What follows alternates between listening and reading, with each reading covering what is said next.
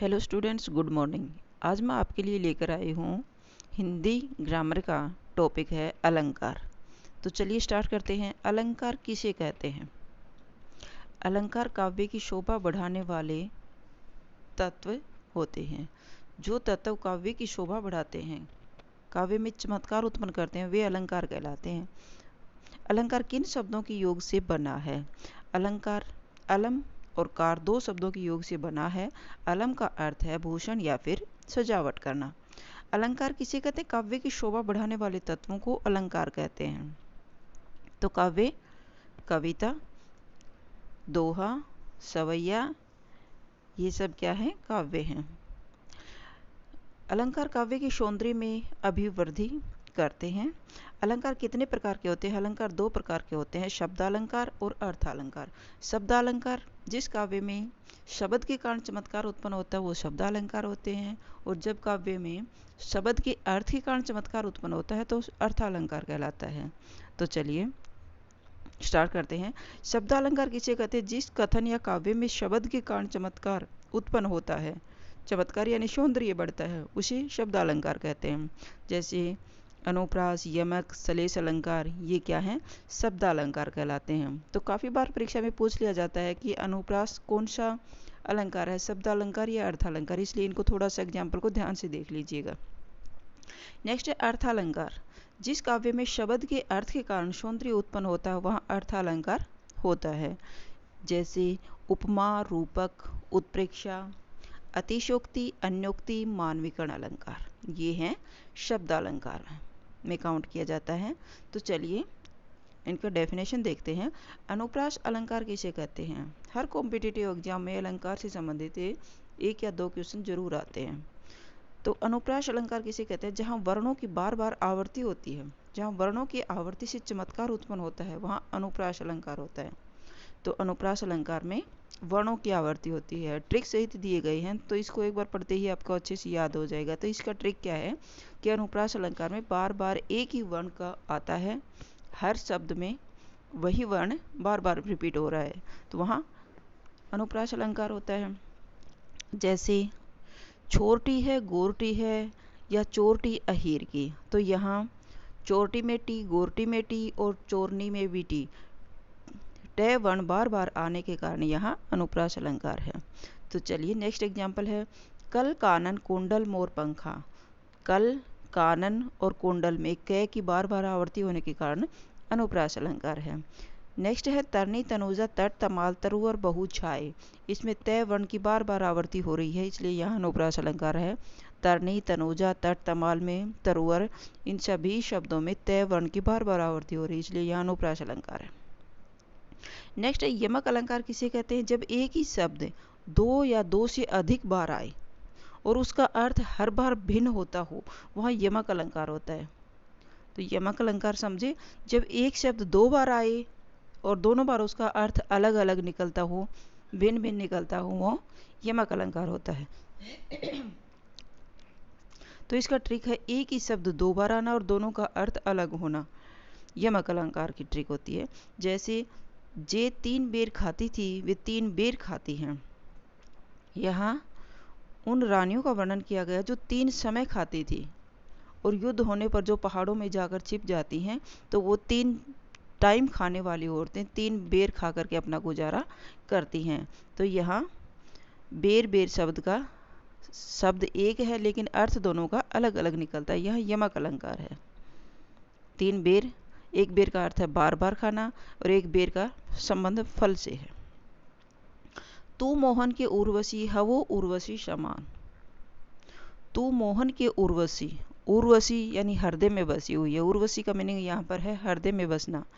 हवो उर्वशी समान, उर्वशी एक अप्सरा का नाम है। तो यहाँ उर्वशी शब्द सेम है और लेकिन अर्थ दोनों का अलग अलग निकलता है, इसलिए यह यमक अलंकार है। नेक्स्ट है सलेश अलंकार। सलेश का अर्थ है चिपकना। ये काफ़ी बार परीक्षा में सलेश अलंकार ही पूछा जाता है, इसलिए इसको थोड़ा सा ध्यान से पढ़िएगा। सलेश का अर्थ होता है चिपकना, जहाँ एक शब्द एक बार प्रयुक्त हो और उसका अर्थ अनेक निकलते हों, वहाँ श्लेष अलंकार होता है। शब्द एक बार प्रयोग होता है लेकिन उसका अर्थ एग्जाम्पल के अनुसार 2-3 अर्थ निकलते हैं, अलग अलग अर्थ निकलते हैं, वहाँ श्लेष अलंकार होता है। तो ट्रिक है, एक ही शब्द के अनेक अर्थ चिपकना, श्लेष अलंकार होता है। जैसे मधुवन की छाती को देखो सूखी कितनी इसकी कलियां। मधुवन की छाती को देखो सूखी कितनी इसकी कलियां। एक कलियां शब्द एक बार आया लेकिन इसके अर्थ 2 निकलते हैं। एक कलियां फूल की कली से संबंधित है और एक कली का अर्थ है यहाँ पर यौवन से। तो कलियां शब्द एक बार आया लेकिन अर्थ इसके 2 निकलते हैं, इसलिए यहाँ श्लेष अलंकार है। को घटी ए वृष भानुजा वे हलधर के वीर। तो यहाँ वृष भानुजा शब्द एक बार आया है लेकिन इसके अर्थ 2 निकलते हैं।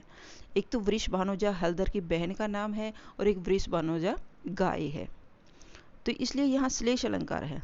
उपमा अलंकार किसे कहते हैं? जहाँ एक शब्द की तुलना दूसरी किसी प्रसिद्ध वस्तु से की जाती है, वहाँ उपमा अलंकार होता है। उपमा अलंकार में एक वस्तु की दूसरी वस्तु से तुलना की जाती है।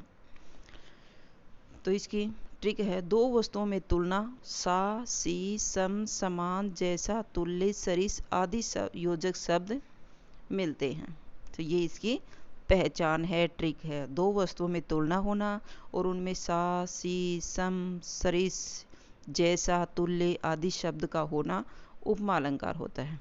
उसकी समानता दिखाई जाती है। जैसे हरिपद कोमल कमल से।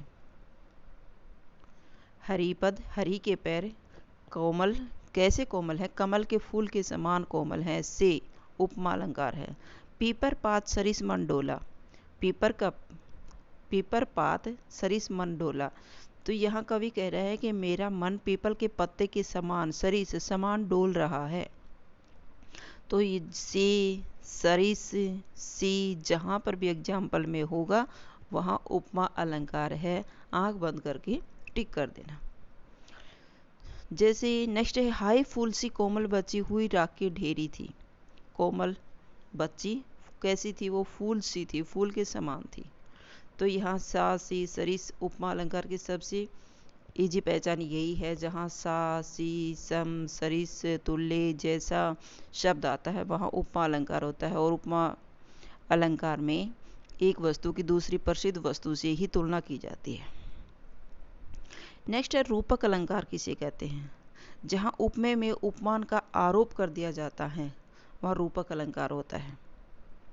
रूपक अलंकार में एक वस्तु का दूसरी वस्तु के आरोप किया जाता है। उपमा अलंकार में समानता बताई जाती है, तुलना की जाती है। तो इसकी ट्रिक है, आरोप किया जाता है और योजक चिन्ह मिलेगा, वो रूपक अलंकार में होता है। एक वस्तु को दूसरी वस्तु का रूप मान लिया जाता है, रूप माना जाता है, रूप होने का आरोप किया जाता है। जैसे मैया मैं तो चंद्र खिलौना ले हूँ। चंद्र खिलौना, चंद्रमा रूपी खिलौना, रूप दे दिया गया है। पायो जी मने राम रतन धन पायो। राम रतन, राम रूपी रतन। चरण कमल बंधु हरिराई। चरण रूपी कमल। तो यहाँ एक वस्तु को दूसरी वस्तु का रूप दे दिया जाता है, वहाँ रूपक अलंकार होता है और एग्जाम्पल में योजक चिन्ह के साथ जुड़ा होता है। जैसे चरण कमल, राम रतन, चंद्र खिलौना आदि। चलिए नेक्स्ट, उत्प्रेक्षा अलंकार किसे कहते हैं? जहाँ उपमेय में उपमान की संभावना की जाती है, कल्पना की जाती है, वहाँ उत्प्रेक्षा अलंकार होता है। एक वस्तु की दूसरी वस्तु से कल्पना की जाती है या संभावना की जाती है, वहाँ उत्प्रेक्षा अलंकार होता है। तो इसमें ट्रिक है, जिसमें कल्पना की जाती है और जो, जनो, मानो, मनो, मनहु, जनहु आदि योजक शब्द मिलते हैं वहाँ उत्प्रेक्षा अलंकार होता है। काफ़ी बार एग्जाम में पूछा जाता है उत्प्रेक्षा अलंकार, श्लेष अलंकार और उपमा अलंकार, और लगभग रूपक भी पूछ लिया जाता है। तो चलिए इसके एग्जाम्पल देखते हैं। पाहुन जो आए हों गांव में शहर के। पाहुन, जो शब्द इसका योजक चिन्ह है। तो पाहुन जो आए हों गांव में शहर के। मेघ आए बन ठन के संवर के। तो मेघों की समानता किससे की गई है? मेघ सज धज कर एक दूल्हे के समान आई हैं।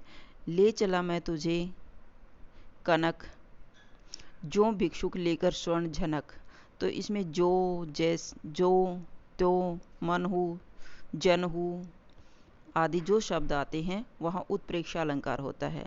और एक वस्तु को दूसरी वस्तु की कल्पना की जाती है, एक वस्तु की दूसरी वस्तु में कल्पना की जाती है। मानवीकरण अलंकार, जहाँ निर्जीव वस्तु को सजीव वस्तु मान लिया जाता है या फिर मानवीय भावनाओं का आरोप होता है उस वस्तु में, वह मानवीकरण अलंकार होता है। मानवीकरण अलंकार कहाँ होता है? जहाँ निर्जीव वस्तु को सजीव रूप दे दिया जाता है, सजीव वस्तु मानी जाती है। जहाँ निर्जीव वस्तु की तुलना नहीं कह सकते इसको। मानवीय अलंकार में निर्जीव वस्तु को सजीव मान लेना ही मानवीकरण अलंकार है। ट्रिक इसकी, निर्जीव वस्तु को सजीव मानना, जैसे मेघ आए बन ठन कर, मेघ आए बन ठन कर, तो इसमें मेघों को बन ठन कर एक दूल्हे के समान दिखाया गया है, तो सजीव रूप दे दिया, मानव का रूप दे दिया गया मेघों को। मेघमय आसमान से उतर रही संध्या सुंदरी परी सी धीरे धीरे, संध्या सुंदरी, संध्या को एक सुंदरी का रूप दे दिया गया है जो नीचे उतरती हुई दिखाई दे रही है, तो यहाँ पर मानवीकरण अलंकार है। अतिशयोक्ति अलंकार, अतिशयोक्ति अलंकार किसे कहते हैं? जहाँ किसी वस्तु, पदार्थ अथवा कथन का वर्णन लोक सीमा से बढ़ा चढ़ाकर प्रस्तुत कर दिया जाता है, वहाँ अतिशयोक्ति अलंकार होता है। अतिशयोक्ति करना, जिस वस्तु का जैसे न होने पर भी उस वस्तु को बढ़ा चढ़ाकर वर्णन कर दिया जाता है। जैसे ठीक है, इसका बहुत बढ़ा चढ़ाकर वर्णन करना। चलिए इसके एग्जाम्पल से समझते हैं। अतिशयोक्ति अलंकार कैसा होता है? हनुमान की पूंछ में लग न पाई आग, लंका सगरी जर गई, गए निशाचर भाग। तो यहाँ दिखाया गया है कि इतना बढ़ा चढ़ाकर वर्णन कर दिया गया कि हनुमान की पूंछ में आग लगने से पहले ही लंका को जला दिया, दिखाया गया है। जो काम होता नहीं उससे पहले आगे वाला काम पूर्ण हो जाता है। आगे दरिया पड़ी अपार, घोड़ा कैसे उतरे पार, राणा ने सोचा इस पार, तब तक घोड़ा था उस पार। देखिए इसमें नदी आने पर राणा अपने घोड़े को उस नदी के बारे में सोच रहे हैं कि कैसे पार करेगा, और यहाँ कवि उसके सोचने से पहले ही नदी को पार करवा देता है। तो जो काम नहीं हुआ हो और किया हुआ दिखा दिया जाए, वहाँ अतिशयोक्ति अलंकार होता है। बहुत बढ़ा चढ़ाकर वर्णन कर दिया जाता है। अन्योक्ति अलंकार किसे कहते हैं? जहाँ अप्रस्तुत के द्वारा प्रस्तुत का व्यंग्यात्मक कथन कर दिया जाता है, वह अन्योक्ति अलंकार होता है। किसी वस्तु के सुझाव के लिए जो व्यंग्य किया जाता है वह अन्योक्ति अलंकार होता है। किसी को सचेत करना, जैसे नहीं पराग नहीं मधुन मधु, नहीं विकास यही काल, अली कली ही सो बंधु आगे कौन हवाल। यहाँ पर राजा जब अपने रानी के आसपास से डोलता रहता है तो कवि उसको सचेत कराने के लिए कह रहा है कि नहीं पराग नहीं मधुर मधु, नहीं विकास यही काल, इस कली का भी विकास भी नहीं हुआ है।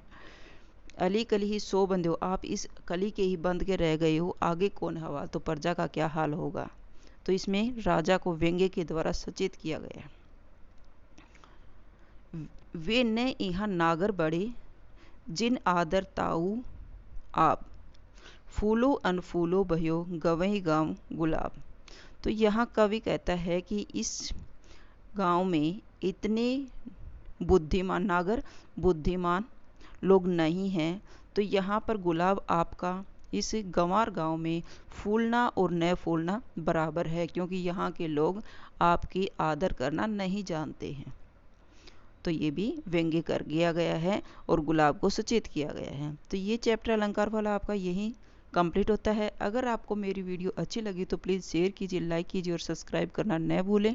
और इसमें ट्रिक के द्वारा समझाया गया है, आप 2 बार इसको अच्छे से पढ़ लेते हो या सुन लेते हो तो आपका कोई भी अलंकार से कॉम्पिटिटिव एग्जाम में इसका कोई भी एग्जाम्पल आएगा तो वो आपका गलत नहीं जाएगा, अच्छे से समझ जाओगे। अगर आपको मेरी वीडियो अच्छी लगी हो तो प्लीज़ शेयर कीजिए, लाइक कीजिए और सब्सक्राइब करना न भूलें। फिर मिलते हैं नेक्स्ट वीडियो में। Bye bye.